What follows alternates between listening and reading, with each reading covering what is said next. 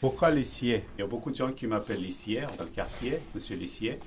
Ce sont des fabricants de tapisserie. C'est que ce sont des gens qui dessinaient, qui travaillaient vraiment dans la tapisserie. Mon grand-père était marchand de tapis en Iran et on avait toujours un réparateur dans le magasin. Il travaillait, on était le fils de patron, on s'asseyait à côté, on apprenait comment il faisait, mais j'ai jamais pratiqué. Mais en France, j'ai commencé petit à petit à travailler pour gagner ma vie. Et puis voilà, c'est devenu toute ma vie. J'ai pris le goût de commerce de ces objets-là et j'adore. Et j'en ai plein à vendre et puis à la demande des clients, je restaure, je répare depuis 30 ans, plus de 30 ans. Voilà, ça c'est parfait pour ça. C'est une tapisserie au buisson, 18e siècle. Certainement, elle était beaucoup plus grande que ça. Il y a eu des mauvaises restaurations du 19e siècle là-dedans. Des fois, ils le faisaient à la maison, des petits rafistolages. Et c'est pas très joli. Souvent, les couleurs sont parties. Souvent, il y a des trous derrière. Je refais le tissage, mais il y en a ici, il y en a un petit peu ici, là. J'ai eu un coup de téléphone de quelqu'un, ils voulaient le couper, la tapisserie, ils ont hérité une tapisserie entre deux personnes, ils voulaient le couper. Moi, mon métier, c'est pas les couper, mon métier, de les sauver, ce genre de pièces. C'est dommage de les couper. Ils coupent la bordure pour faire des coussins, ils font n'importe quoi avec leurs objets. C'est que personne ne fabrique aujourd'hui ce genre d'objets. C'est fini, le temps est fini.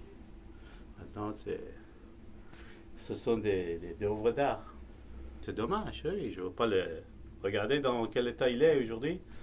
Quand ils l'ont emmené, c'était vraiment un petit tissu, une petite tapisserie très sale déjà, déchirure partout. Et puis il y avait des petits mites, des petits insectes derrière la tapisserie. Il faut se laver déjà, on voit la beauté de la tapisserie qui est sortie. Vous verrez dans une semaine, une fois que c'est fini, doublé, ça devient comme une tapisserie que j'ai accrochée au mur. Il ne faut pas acheter n'importe quoi. J'achète ce que je vois avec l'expérience que ça sort pire après lavage. Parce qu'on ne voit pas derrière lavage qu'est-ce qui est caché. Voilà. Laver des tapisseries, c'est un peu compliqué. C'est que comme c'est la soie, c'est fragile. Il ne faut pas les toucher. Une fois que c'est dans l'eau, il ne faut plus les toucher. Alors, j'ai des produits, je mets sur la tapisserie, je les trempe pendant 48 heures, je commence à les chuchoter, frotter petit à petit pour leur faire sortir la saleté. Et une fois que c'est fini, après c'est le séchage. J'ai un petit chambre chaude à côté que je le mets dans la chambre chaude avec un petit souffleur, tout doucement. Il ne faut pas le sécher rapidement parce que la soie va commencer à se casser. Ça durera 3-4 jours pour le séchage. Et une fois que c'est sorti, ça devient tout souple, tout mou pour qu'on puisse travailler là-dessus. Des fois, ça m'arrive de laver 2 fois parce que la saleté, c'est la saleté du 18e siècle. La tapisserie était accrochée depuis 300 ans sur le mur. Une fois que c'est lavé, je vois en ce moment-là, est-ce que ça vaut la peine de dépenser ou mettre mon temps énormément sur la tapisserie. Si je vois que ça vaut la peine, en ce moment-là, je commence vraiment à me mettre, choisir des laines. La vraie laine, je le trouve chez les fabricants de ces genres de tapisserie et à Aubusson. J'ai des laines anciennes que je trouve chez les brocanteurs, les laines du 19e siècle qui étaient utilisées autrefois. Et puis moi, je le tande moi-même. J'ai beaucoup de produits en bas au sous-sol. J'achète des laines vierges et puis je commence à les tendre avec des produits que j'emmène de la Turquie, de l'Iran. Et je commence à les tendre moi-même pour trouver exactement, parce que dans une tapisserie, ça, on ne voit pas vraiment. Il y a peut-être 5-6 verts et bleus en même temps mélangés. Si on ne respecte pas les couleurs, une fois que c'est accroché au mur, ça se voit tout de suite. Le tapis, on ne s'approche pas trop, il est au sol. Mais une tapisserie, on le voit. 19e siècle, ça existe des tapis en soie aujourd'hui, mais ça n'a rien à voir.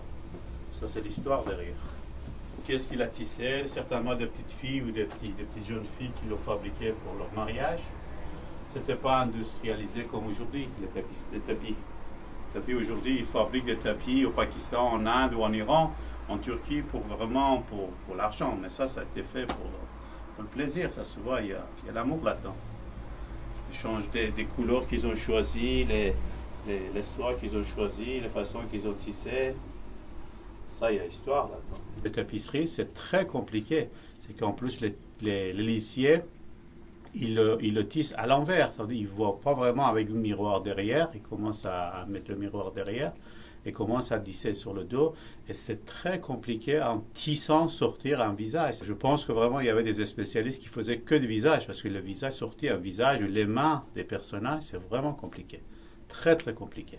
Pour voir que c'est fait la main, on voit le fil qui dépasse. Voilà, regardez tout le visage.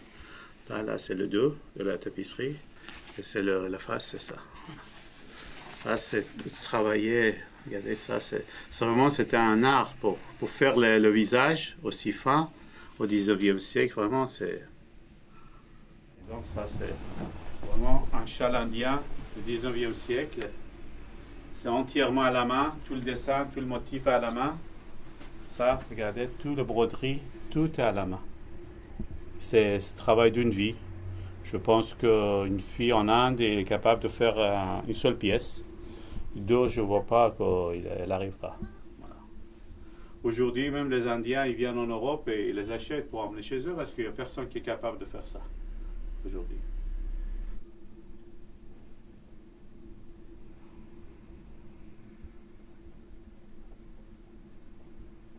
Au 19e siècle, on l'appelle Tashkent. Ça, j'ai des tissus brodés de Bukhara.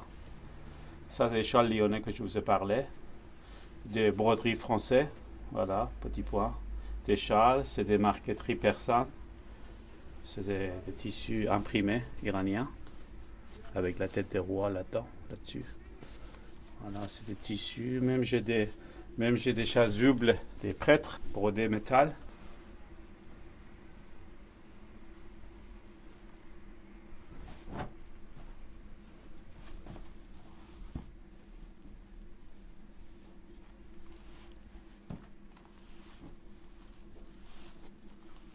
Le métier, c'est que mes enfants ne veulent pas le reprendre, ça c'est sûr.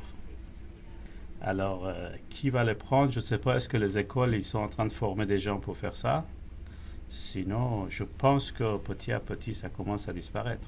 Parce que la mode a changé, la vie a changé, les gens ne s'intéressent plus à ce genre d'objets. C'est dommage. Parce que regardez, voilà, le trou n'est plus là.